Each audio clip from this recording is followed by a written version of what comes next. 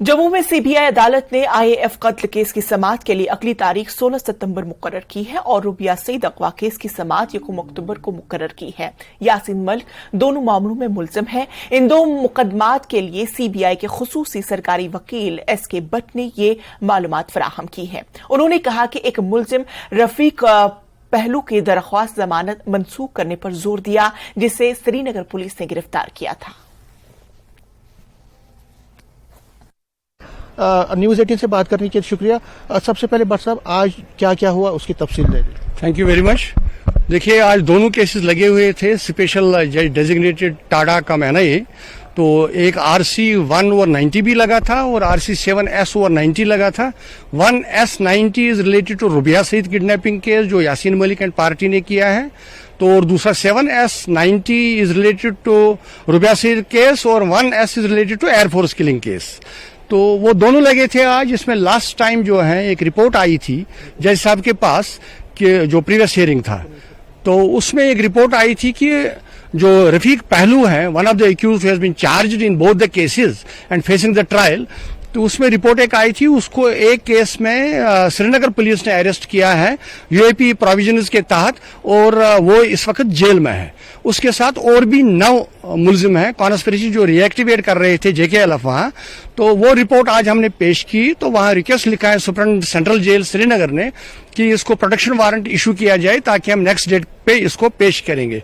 तो honourable court ने वो रिक्वेस्ट मानी। उन्होंने प्रोटेक्शन वारंट जो है इशू आज की डेट में किया और हिदायत दी कि उसको वर्चुअल मोड पर नेक्स्ट डेट पर पेश किया जाए। एक का 16 का है और एक का 1 अक्टूबर को डेट लगी है फॉर एविडेंस।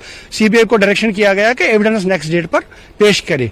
और हमने आज on behalf of CBI cancellation of bail application Rafiq पहलू के खिलाफ दे दिया कि इसकी जो बेल ऑलरेडी दोनों केस में है वो कैंसिल किया जाए, क्योंकि उसने रिपीट किए हैं वही ऑफेंसेस आज, जिसकी कॉपी डिफेंस काउंसिल को दिया गया ऑब्जेक्शंस फाइल करने के लिए।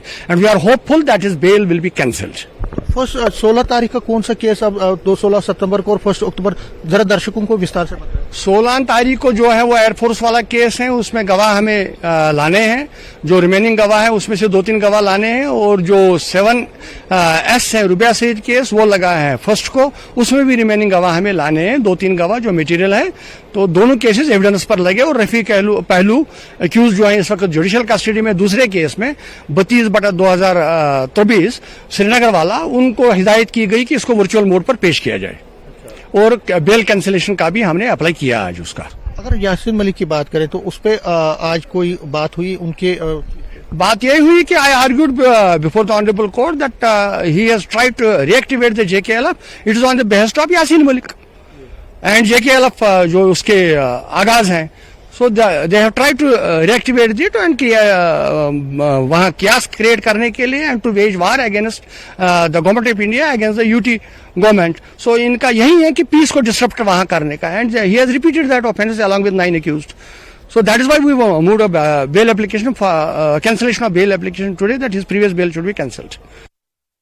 अवंतीपुरम में SIU ने छापा मारा। मुलजिम शेख सिराल नसीर के घर पर छापा मारा किया गया और तलाशी के दौरान बैंक पासबुक, जहाज से मुतालिक इस्लामी किताबों और दीगर काबिल एतराज मवाद भी